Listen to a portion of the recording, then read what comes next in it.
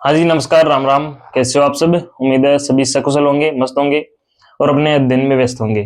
तो साथियों, स्वागत है आप सभी का हमारे यूट्यूब प्लेटफॉर्म पर। हमने राजस्थान का भूगोल स्टार्ट किया था। राजस्थान के भूगोल में दोस्तों हमने परिचय वाला पार्ट कंप्लीट कर लिया। भौतिक प्रदेश हमने कंप्लीट कर लिए। जिन्होंने नहीं देखे वो पिछले वीडियोज में जाके देख लीजिएगा। प्लेलिस्ट बनी है 41 जिलों के नाम से, उनमें जाके देखिएगा। वीडियो को लाइक शेयर जरूर कीजिएगा दोस्तों। आज हम लोग जो बात करने वाले हैं वो राजस्थान के अपोहा तंत्र में आज्ञा की चर्चा करने वाले हैं। राजस्थान का अपोहा तंत्र हमारा टॉपिक चल रहा था। अपोहा तंत्र में हमने अरब सागरीय अपोहा तंत्र की जो नदियां हैं वो कंप्लीट कर ली थी। हम लोग बंगाली खाड़ी के अपोहा तंत्र की बात कर रहे थे, उसमें चंबल नदी हमारी कंप्लीट हो चुकी थी। आज जो हम लोग बात करेंगे वो दूसरी नदी की बात करेंगे, वो है बनास नदी। बनास नदी तंत्र, बनास नदी तंत्र की हम लोग आज चर्चा करने वाले हैं। बनास नदी की बात करें तो दोस्तों ये बनास नदी चंबल की सबसे बड़ी सहायक नदी है। एक बात तो ये याद रखोगे आप, चंबल की सबसे बड़ी सहायक नदी है।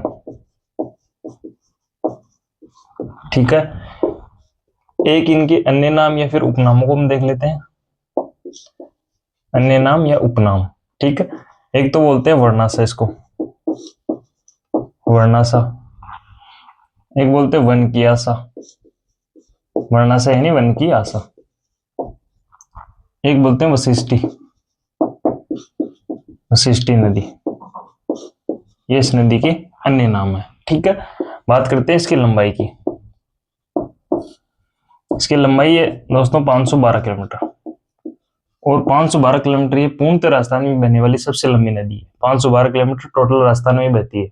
ठीक है, वैसे सबसे लंबी नदी तो आपकी चंबल है, क्योंकि वो लगभग 1051 किलोमीटर बहती है, और वो 3 राज्यों में बहती है, एमपी, राजस्थान और यूपी।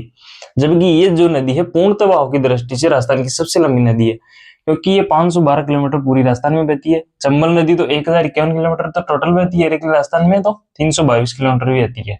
ठीक है, इसलिए आपकी ये जो चंबल नदी है वो पूर्णतः बहाव की दृष्टि से नहीं है, वो सबसे बड़ी लंबी नदी वैसे ही है, लेकिन पूर्णतः बहाव की दृष्टि से राजस्थान की सबसे लंबी नदी कौन सी है? वो है बनास। तो आप लिख लीजिएगा, पूर्णतः बहाव की दृष्टि से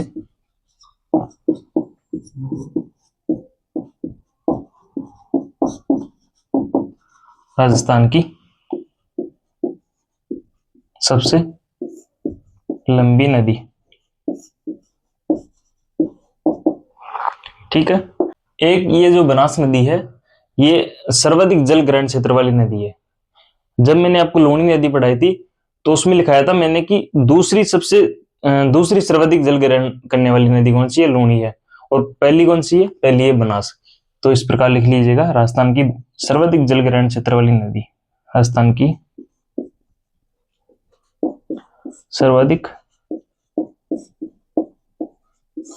जल ग्रहण क्षेत्र वाली नदी।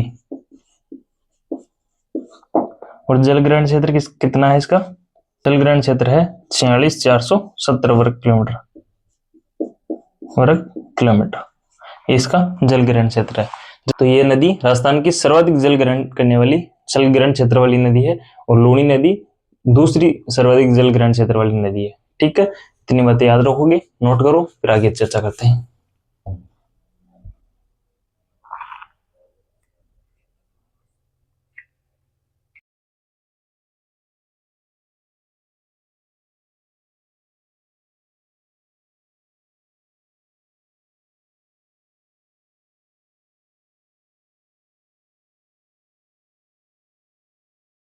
ठीक है, यहां तक बातें हुई। आगे हम लोग देखते हैं, एक बार मैं नदी को मैप के माध्यम से समझाता हूँ कि कौन कौन से जिलों में बहती है, इसका प्रवाह कौन कौन से जिलों में निकलती कहाँ से है, और समापन कहाँ होता है। तो एक तो यहाँ जिला है, जिला क्या पहाड़ी है? खमनौर की पहाड़ी। खमनौर पहाड़ी कहाँ है? यह है राजसमंद में, राजसमंद। और खमनौर की पहाड़ी में एक जगह है वेरो का मठ। वेरो के मठ से, खमनौर की पहाड़ियों से उद्गम होता है आपकी नदी कौन सी का? बनास नदी का। फिर बाद में ये बहती हुई निकल जाती है चंबल नदी में विलीन हो जाती है। और चंबल में मिलती है जहां, वो स्थान कौन सा है, वो है रामेश्वरम। रामेश्वरम, ठीक है। चंबल बनास सीप का वहां त्रिवेणी संगम होता है। सर्वाधिक त्रिवेणी संगम यही नदी बनाती है। तो हम लोग त्रिवेणी संगम बाद में देखेंगे। सबसे पहले तो देख लेते हैं इसका उद्गम और समापन। ये हमने देख ही लिया। उद्गम राजसमंद से होने के बाद ये जाती है भीलवाड़ा, ठीक है। भीलवाड़ा, भीलवाड़ा के बाद जाती है ये चित्तौड़गढ़, चित्तौड़गढ़ के बाद अजमेर, अजमेर के बाद ये जाती है टोंक, और टोंक के बाद सवाई माधोपुर, ठीक है। ये इसका प्रवाह क्षेत्र रहता है हमारे राजस्थान में 512 किलोमीटर का। खमनोर की पहाड़ी, वेरो का मठ यहाँ से निकलती है। उद्गम होता है रामेश्वरम, जहाँ पे चंबल बनास सीप का त्रिवेणी संगम होता है, वहां पे ये चंबल में विलीन हो जाती है। राजसमंद के बाद भीलवाड़ा, चित्तौड़गढ़, अजमेर, टोंक और फिर बाद में सवाई माधोपुर में ये चली जाती है, ठीक है। यहाँ तक नोट करो।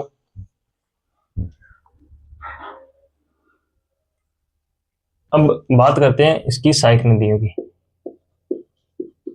सहायक नदियां,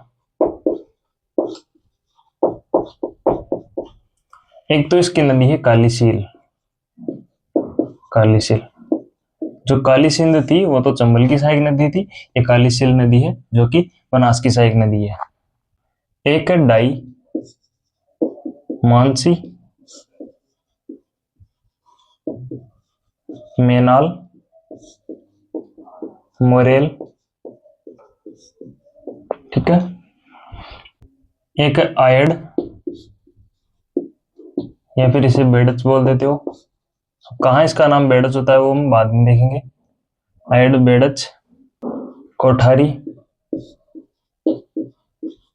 खारी और एक चंद्रभागा, ये इसकी सहायक नदियां हैं। सबसे जो लंबी सहायक नदी है बनास की वो है यही है, खारी, सबसे लंबी सहायक नदी।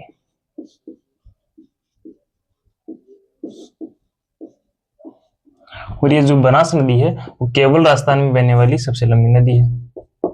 केवल राजस्थान में बहने वाली लंबी नदी कौन सी है, वो है बनास। बनास, ठीक है।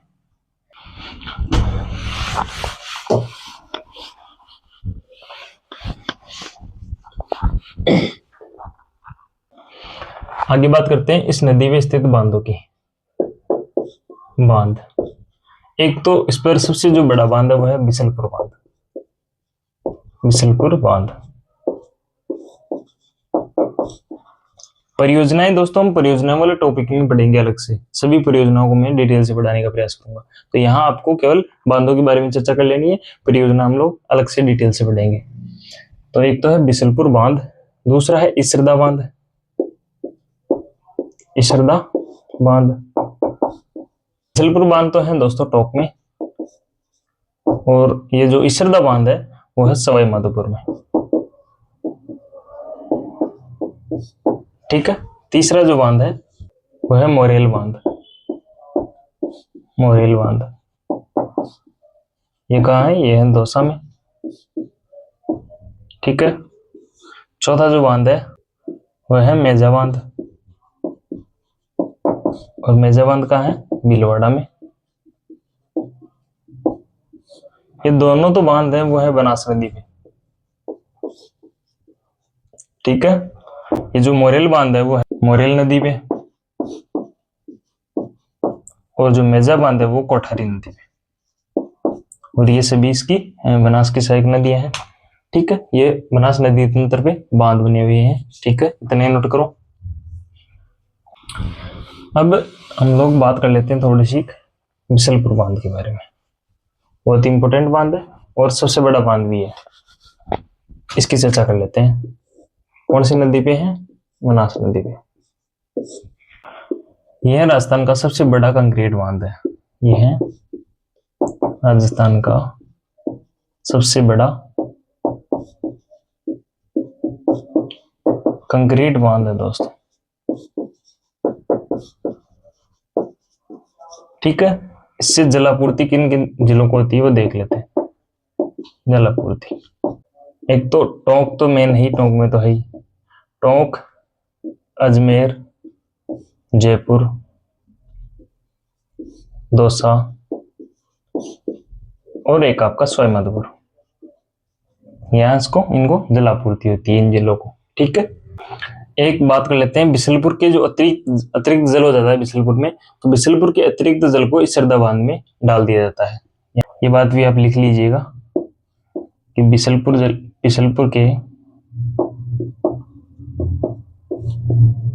बांध के अतिरिक्त जल को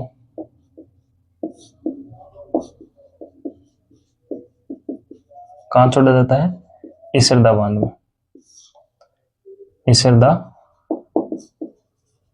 बांध में छोड़ा जाता है। ठीक है, ये बात हुई। एक बात आगे इसकी करते हैं बिशनपुर बांध की।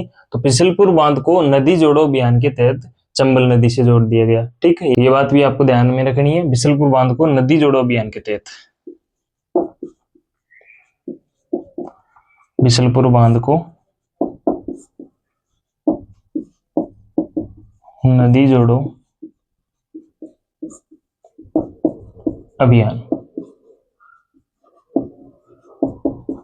अभियान के तहत चंबल नदी से जोड़ दिया गया था, चंबल नदी से जोड़ा गया। ये बिशनपुर बांध के बारे में आपको 2-4 बातें ध्यान में रखनी है। बिशनपुर बांध टोंक में है, बनास नदी पर राजस्थान का सबसे बड़ा कंक्रीट निर्मित बांध है। जलापूर्ति टोंक, अजमेर, दौसा, जयपुर, सवाईमाधोपुर, इन जिलों को यहाँ पे इसकी जलापूर्ति होती है। बिशनपुर बांध के अतिरिक्त जल को, जब जल भरा हो जाता है तो उसके अतिरिक्त जल को इस सरदा बांध में छोड़ दिया जाता है। बिशनपुर बांध को नदी जोड़ो अभियान के तहत चंबल नदी से जोड़ा गया। नोट करो।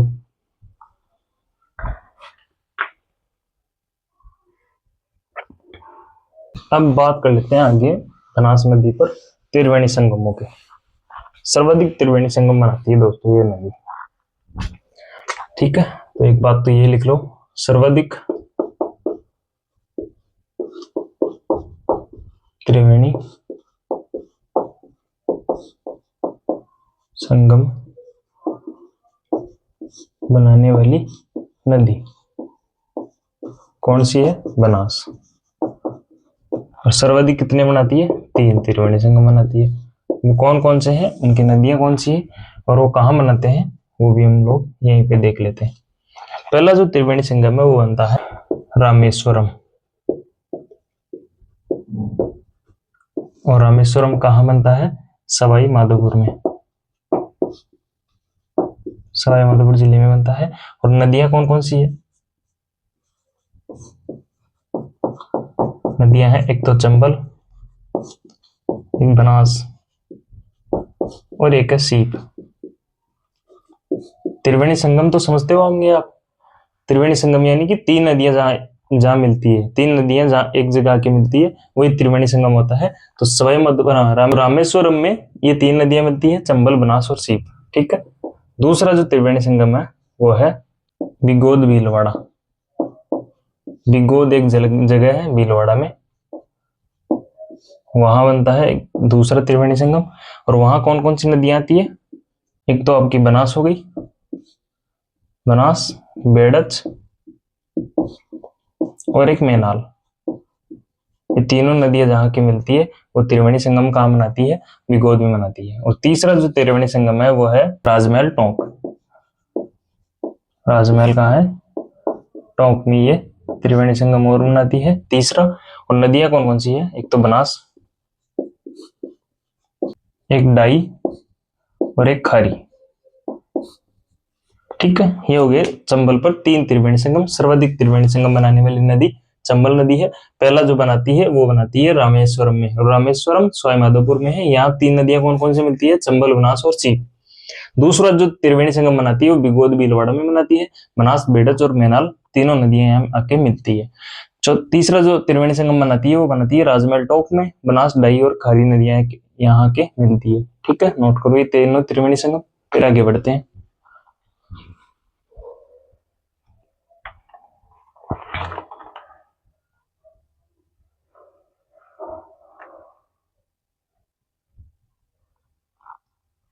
ठीक है, ये हो गए हमारे तीनों त्रिवेणी संगम। अब हम लोग बात करते हैं बनास नदी की, जो सहायक नदियां हैं मेन मेन। तो कुछ कुछ जो नदियां हैं जिनके हम उद्गम और समापन की बात कर लेते हैं। ठीक है, एक तो आपकी जो है वो है आयड़ नदी, आयड़ या फिर बेड़च, दोनों एक ही नदी के नाम है, लेकिन ये जो नदी है वो एक झील में गिरती है और उस झील के बाद इसका नाम जो है वो बेड़च पड़ जाता है। ठीक है, इसका जो उद्गम होता है, उद्गम होता है गोगुंदा की पहाड़ियां। गोगुंदा पहाड़ियां कहाँ है? उदयपुर में, यहां से इसका उद्गम होता है। समापन कहाँ होता है इसका? समापन समापन होता है इसका बिगोद भीलवाड़ा में, बिगोद भीलवाड़ा में, और ये मिल जाती है कहाँ पे? बनास में। ठीक है, इसका बहाव क्षेत्र, बहाव क्षेत्र देखे तो एक तो हो गया आपका उदयपुर, उदयपुर के बाद ये जाती है चित्तौड़गढ़, और चित्तौड़ में जाने के बाद ये भीलवाड़ा में बनास नदी में मिल जाती है। ठीक है, और इसकी सहायक नदी है, सहायक नदी गंभीरी। अब बात कर लेते हैं इस आयड़ नदी का नाम बेड़च कब होता है। तो ये जो नदी है ये आ रही है आपकी आयड़ नदी। ठीक है, गोगुंदा की पहाड़ियों से आयड़ नदी आ रही है। उदयपुर में एक झील पड़ती है, उदयसागर झील, उदयसागर झील, और इस उदयसागर झील में गिरने के बाद ये जब निकलती है तो बेड़च कहाँ होता है? उदयसागर झील में गिरने के बाद ये बेड़च कहलाती है। ठीक है, ये हो गई आपकी आयड़ नदी, नोट करो।